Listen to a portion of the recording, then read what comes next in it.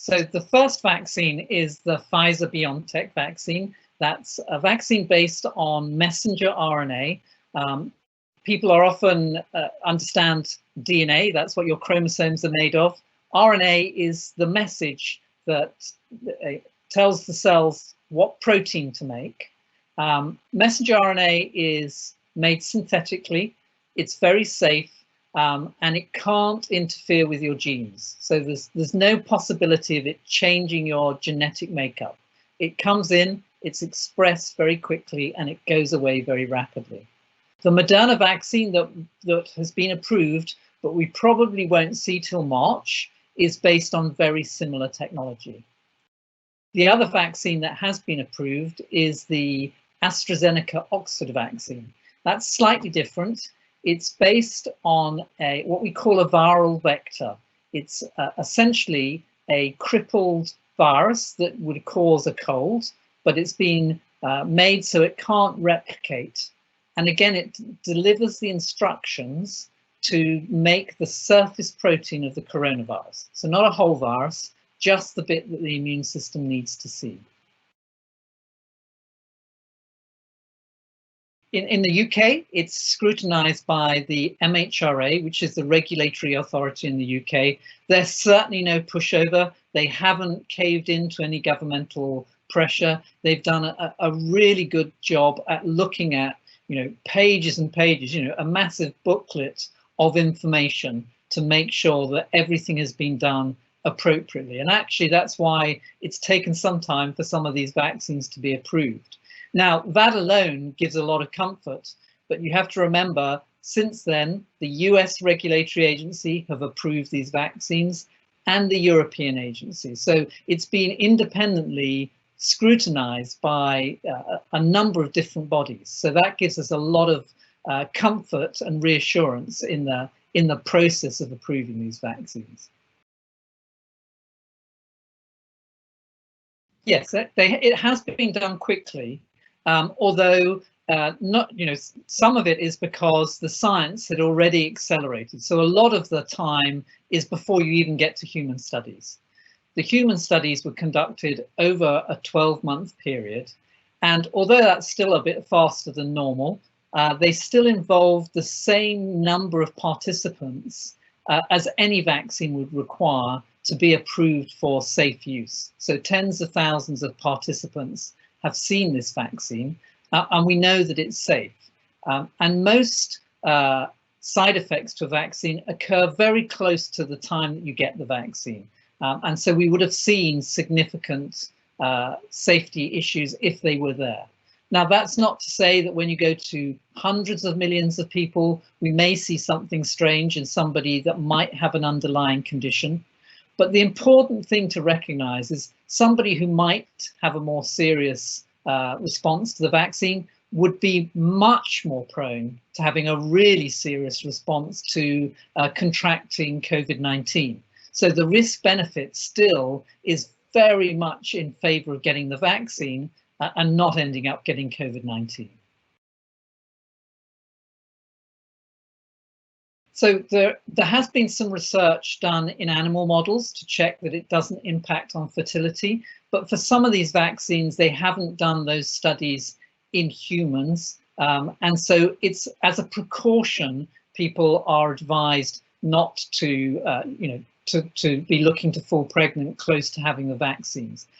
That's only a theoretical risk, and certainly there's absolutely no evidence that it's going to affect your fertility long term. So I think you can be totally reassured that it's not going to cause any fertility problems. Not at the moment right now, so it's not advised. And again, that's not because we think it's unsafe. It's just that we haven't proved the negative and shown that it is safe. And so people are being very careful and ultra precautious. Yes, you can. And actually, if you've got diabetes, it's even more important to go and get that vaccine because you're in an at-risk group. Critical to get that second dose to be assured that you're going to be protected.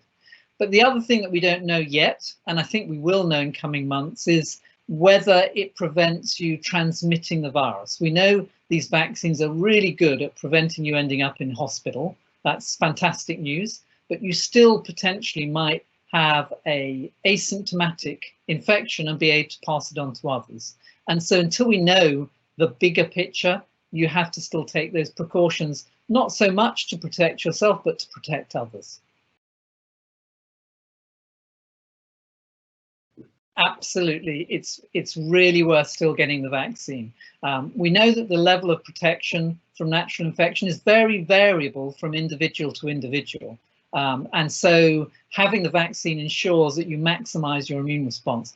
Actually, if you've had the virus before and you get the vaccine, you'll probably have an even better response than people that haven't seen the virus, and that may cover you for a longer period. So you're likely to get more benefit than anybody else. Well, there are two aspects. Actually, a delay between the first and second dose means that the second dose probably is even more effective. But the window between the two means that we don't know how good an immune response you've got. Now, the rationale for doing that is that it still may prevent you from being really unwell. And so it's worth trying to get as many people to have a first dose. But I think people need to be very cautious and not imagine that they're immune after a first dose. They need to get that second dose to be really confident that they're going to be fully protected. Because we call it a prime boost. The first time you see the vaccine, you make a response, but when you get that second dose, it really boosts the response up to a much higher level. And the magnitude, the height of that response directly relates to how long you're protected. So you may get a limited period of protection with that first dose, but that second dose is going to give you that long-term protection, which is what we all need. Absolutely not. The vaccine will still be effective, and so it's still really worthwhile getting it, and not waiting to see if there'll be a new vaccine that takes into account for those changes. There is a lot of misinformation out there, and I think it's very easy to turn to that. You see things on the internet, or you may have a friend who says, "Oh, I'm not going to get that vaccine, it's unsafe." And really, people need to look at the evidence that's there. The evidence is very strong that this vaccine will save lives. It'll stop people ending up in hospital, and we're certainly going to see in the coming months stories of people that declined the vaccine and ended up in hospital and bitterly regretted that choice. I think, again, it's just lack of information and lack of confidence in certain groups, and anything that we can do to build confidence, particularly that some of the groups that may be hesitant are more likely to be at risk, and that's what worries me the most. I would say don't be hesitant. That theoretical risk, that worry in the back of your mind, is so much smaller than the potential of being unwell from this virus, or getting the virus and transferring it to a loved one or to a patient. I'm desperate to get my vaccine when I get called for it. My mother has already had her vaccine. I'm delighted.